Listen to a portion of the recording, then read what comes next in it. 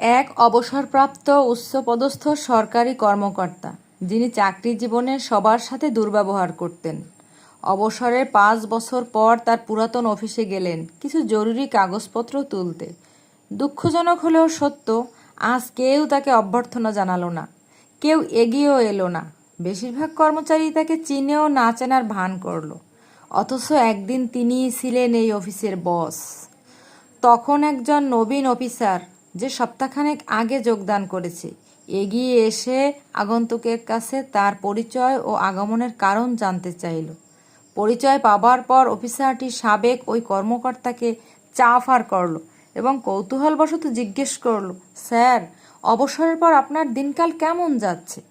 অবসরপ্রাপ্ত কর্মকর্তাটি একটি দীর্ঘশ্বাস গোপন করে বললেন, প্রথম কিছুদিন খুব খারাপ লেগেছে, নতুন পরিস্থিতির সঙ্গে মানিয়ে নিতে কষ্ট হয়েছে। এখন আমি বুঝতে শিখেছি, দাবা খেলার শেষে রাজা এবং সৈনিকদের একই বাক্সে রাখা হয়। পদমর্যাদা, বংশপরিচয়, উপাধি, পদবি, শান শওকত, এই সবই অস্থায়ী। মানুষের ভালোবাসাটাই আসল, যা ভালো কাজ, বিনয় এবং সুন্দর আচরণ দিয়ে অর্জন করতে হয়।